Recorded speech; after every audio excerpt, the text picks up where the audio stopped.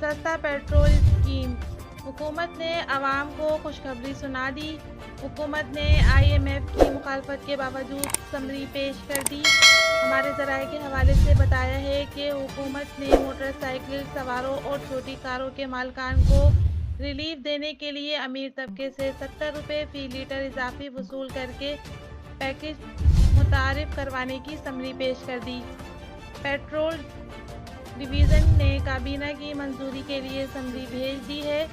Summary के मुताबिक हुकूमत ने इन सार्फिन से 70 रुपये फ़ी लीटर तक इजाफे वसूल करने का मंसूबा बनाया है।